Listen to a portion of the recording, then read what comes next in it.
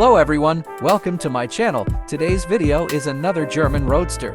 This is the Mercedes-Benz SLK, the second generation of which is also from minichamps in 1/18 scale. Sit back, follow me and enjoy the video.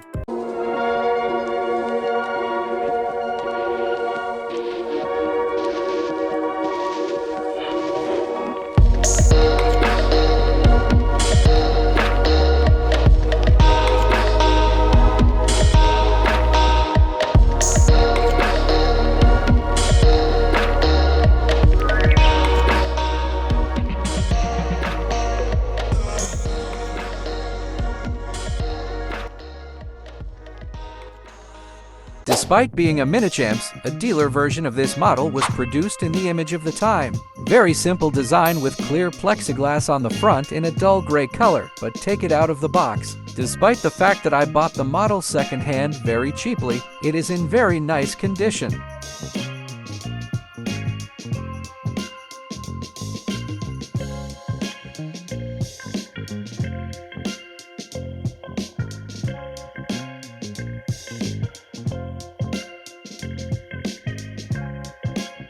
Since the top of the model can be opened, there is a multi-step instruction for opening and closing the top, which also has an SLK.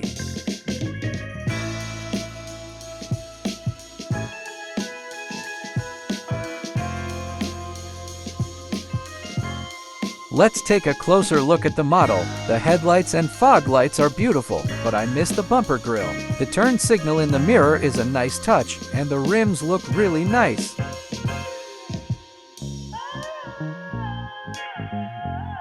I also think the rear of the model is very aesthetically pleasing. My favorite is the rear exhaust.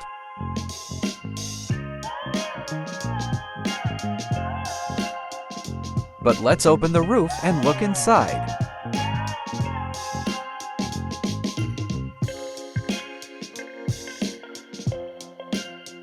There's a very small hidden detail in the interior that I've never seen on a minichamp before, the mobile phone. Probably either a Nokia 6010 or a 6310. That being said, the interior is too dark for me. I know it goes best with silver, but for me it's boring, but the detailing is immaculate and of course fully upholstered.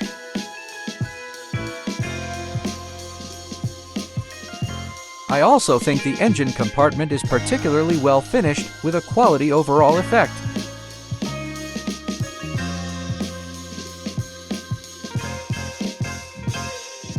The trunk is of course upholstered and the hinge is not the usual minichamps.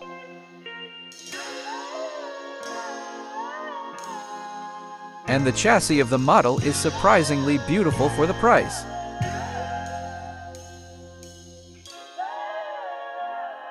Let's close the roof and summarize the model. In my opinion, this model is grossly underestimated. It has very nice detailing, and inside the armrest the old Nokia mobile phone is one of my favorite details.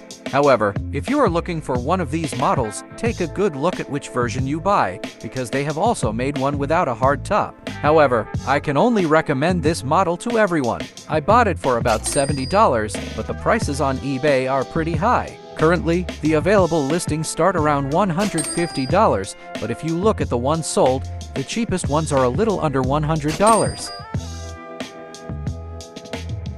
In the late 80s, BMW thought big and turned a study into a relatively successful roadster, the Z1.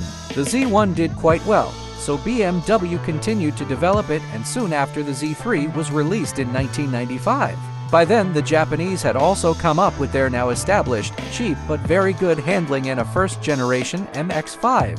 Of course, Mercedes has also seen the demand for this category, so they are developing a more compact roadster to complement their existing more luxury touring roadster. Development of the R170 SLK also started in 1991, as with its rival, designed by the legendary Bruno Sacco, who is credited with such beautiful famous Mercedes as the W140 and W124. Production started shortly after the Z3 in 1996. The Z3 gained a huge advantage because James Bond's 1995 movie GoldenEye was a huge advertisement for the model. However, the SLK's big advantage was its hardtop design. which made the car usable even in winter too.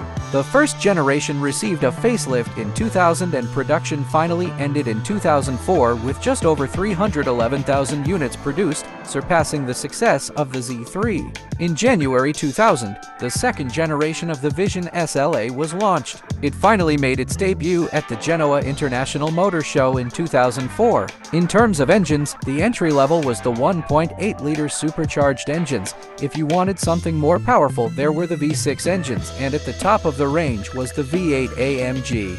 The basic four-cylinder models were available with a 6-speed manual gearbox as standard, and only an optional automatic transmission was available. This generation was available with a 5-speed automatic or a 7-speed 7G-tronic gearbox. One of the interesting things about the SLK was that the larger V6 engine was also available with a manual gearbox, which was only available with an automatic from the C and E class upwards. The second generation SLK's biggest German rival was the Z4, and the Z4 most powerful model was the M Roadster. In response, the AMG version of the SLK was also produced, mated to a V8 engine with 360 horsepower. Top speed was limited to 250 km per hour and acceleration was 4.9 seconds from 0 to 100 km per hour.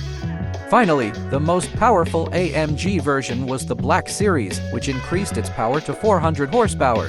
In 2008, a facelift came and the SLK outsold its rival, reaching 500,000 units in 2008, a huge number in this category. Production finally ended in 2011, giving way to the R172 series. One of the best handling cars in the category was the Mazda MX-5. It was around this time that the third generation was released, which was a much more modest car in terms of performance, but offered a lot of driving pleasure for very little money. It was available with two engines, the 1.8-liter 126 horsepower and a 2-liter 160 horsepower unit.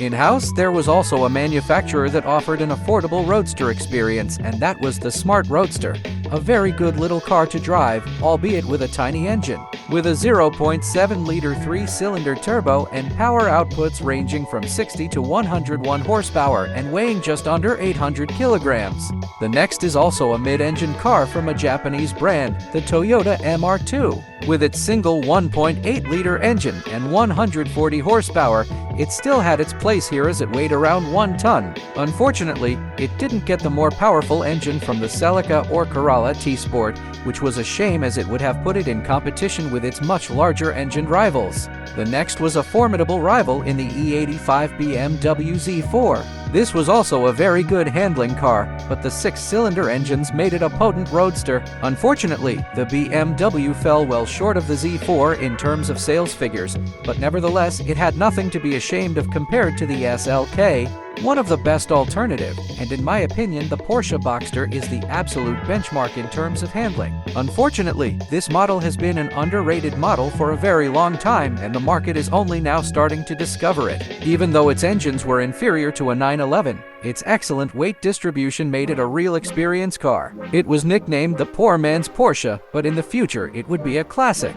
If you look at drivability, alongside the Porsche, there is the Lotus Elise, which was the equivalent of a light fast car. With its small Rover and later Toyota 4-cylinder engines, this car could shame much more powerful cars, not only from a standing start, but also on the racetrack. However, the Lotus Elise is a compromise car that is a much more uncomfortable choice for everyday driving than, say, the alternatives currently listed.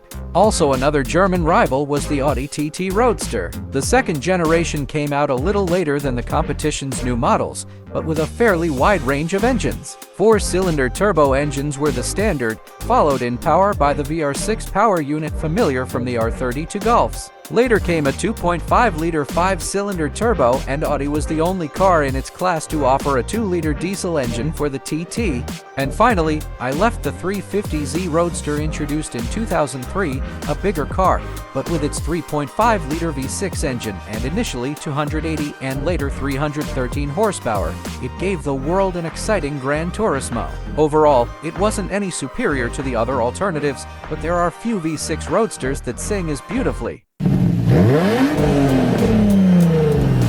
And now we come to the end of the video. Thank you for your kind attention. I will be back with another video next week. I'm curious to know your opinion. Please write in the comment section if you like this SLK or which is your favorite Roadster. If you like the video, please like it. If you haven't already, please subscribe. And if you don't want to miss out on similar content, please hit the bell icon. Thank you for watching. See you in the next video.